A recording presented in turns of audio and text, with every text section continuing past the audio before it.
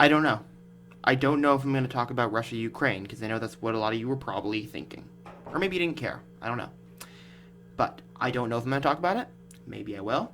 But I gotta be honest, the concept of talking about a potential nuclear war isn't really too appealing to me for some reason. Gee, I don't know why. But anyway, I want to talk about something else. Something that has gotten a bit of attention, but I don't think nearly enough, because the ramifications for this, I mean, there's no way around it. They're absolutely huge. The Supreme Court is hearing a case that could essentially make fighting climate change against the law. And you might think I'm being hyperbolic. Not really. So the case is West Virginia versus the EPA. And let's just go over a little bit of what the case is here. This is a summary in a New York Times article right here. The Supreme Court will hear the biggest climate change case in a decade. A decision by the High Court with its conservative supermajority could shred President Biden's plans to halve the nation's greenhouse gas emissions by the end of the decade, which scientists have said is necessary to avert the most catastrophic impacts of climate change. They could handcuff the federal government's ability to affordably reduce greenhouse gases from power plants, said Michael Oppenheimer, a professor of geosciences and international affairs at Princeton University.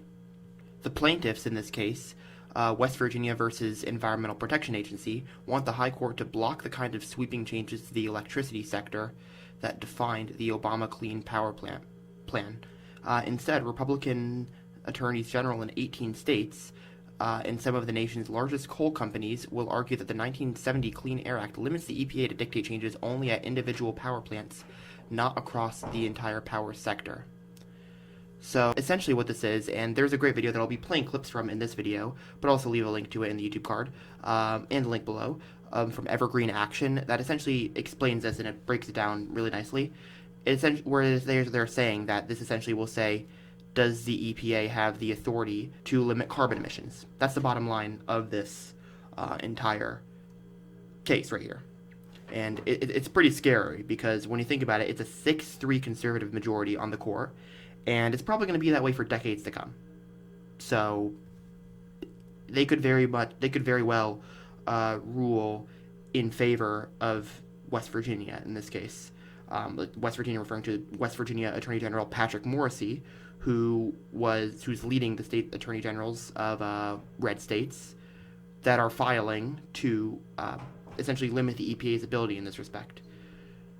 The consequences of this, I mean, needless to say, would be absolutely catastrophic, because if the EPA cannot limit greenhouse gas emissions, like if that is, I mean, we're already in a climate crisis. We are only having like less than 10 years to act to prevent the worst of it. So we're screwed essentially. It would be hard not to argue that. Is my point.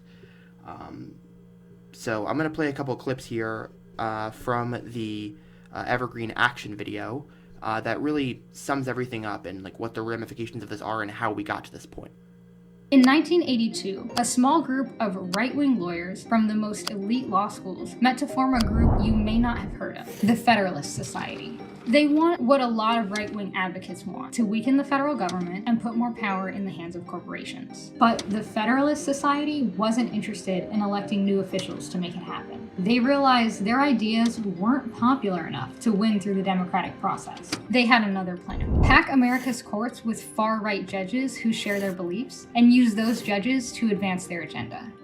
And the first part worked. They've used strategically placed politicians and obscure Senate procedures to block Democratic nominees and confirm their own at an unprecedented pace. And I came up with a list. The Federalist Society was very much involved. Today, 5 of the 9 justices on the Supreme Court are members of the right-wing Federalist Society. These justices have put forward a lot of complicated-sounding legal justifications for their agenda. But the centerpiece is this theory called non-delegation believers want to severely limit the powers Congress can delegate to the executive branch. This is not how our government has ever The worked. Supreme Court is tackling a legal battle that could impact the EPA's ability to regulate greenhouse gas emissions. The fossil fuel companies decided to challenge the now defunct Clean Power Plan in court in the hopes of preventing the EPA from regulating carbon pollution altogether. They failed to get what they wanted through Congress, so now they're asking the Supreme Court to do it for them by overturning 50 years of precedent.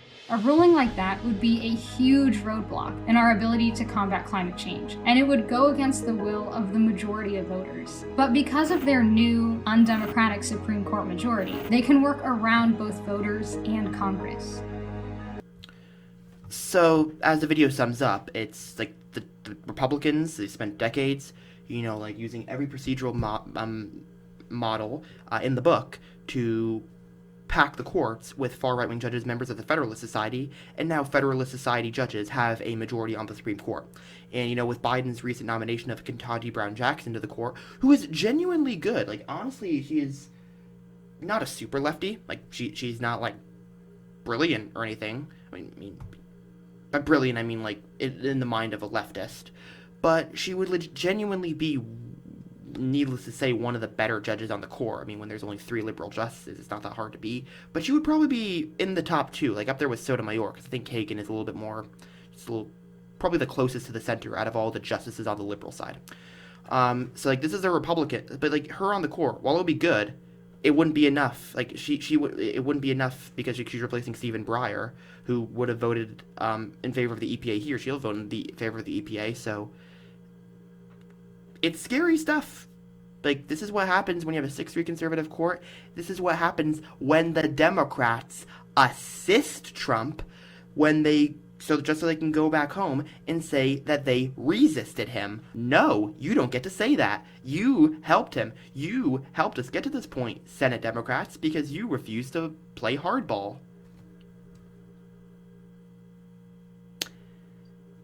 So, yes, the Republicans are to blame here because they're the ones that packed the courts, but also the Democrats are to blame because they assisted them in this.